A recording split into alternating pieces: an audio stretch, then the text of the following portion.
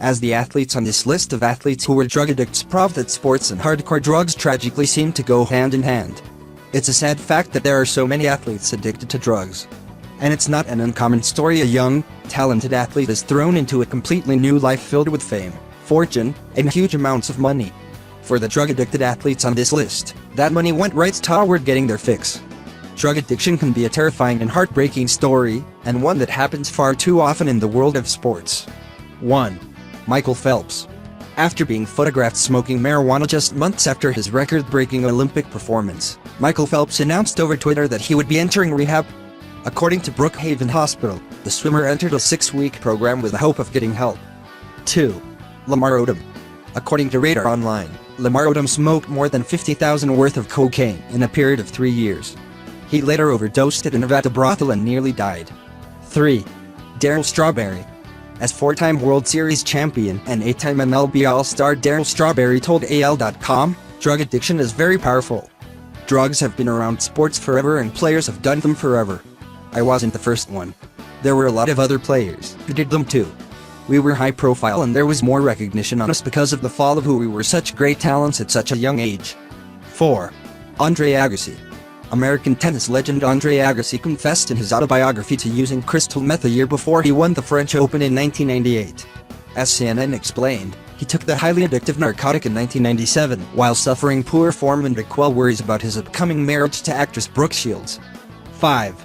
Josh Hamilton. As Josh Hamilton wrote in his autobiography Beyond Belief, drugs had destroyed my body and my mind and my spirit.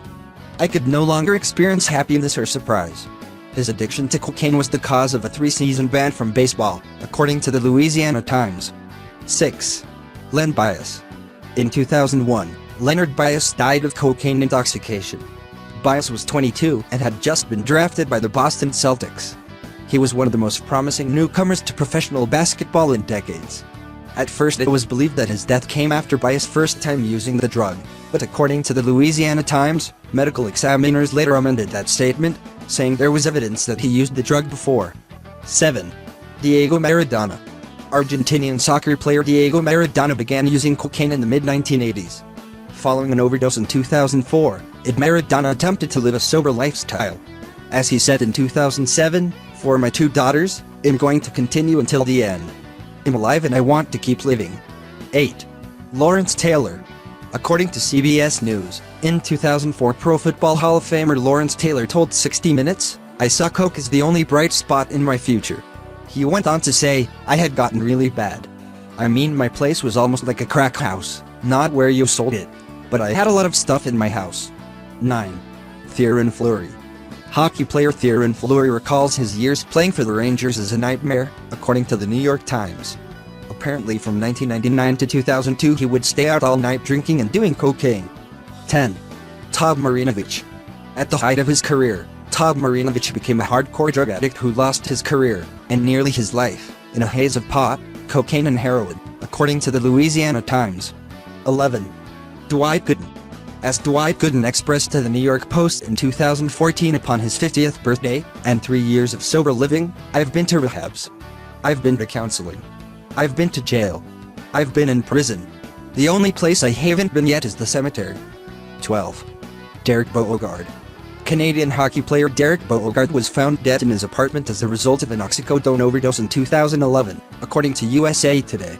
Bogart was able to get multiple doctors to write him prescriptions for drugs including hydrocodone, oxycodone, and Ambien. 13. Doc Ellis. Doc Ellis died in 2008 at the age of 63 as the result of liver disease, according to the New York Times. He began using drugs as a teenager and entered a substance abuse treatment center after leaving baseball.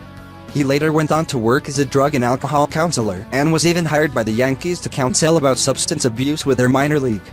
14. Ricky Williams. In 2006 it was reported by ESPN that Ricky Williams had violated the NFL's substance abuse policy for a 4th time. Prior to the incident, Williams had tested positive for marijuana 3 times.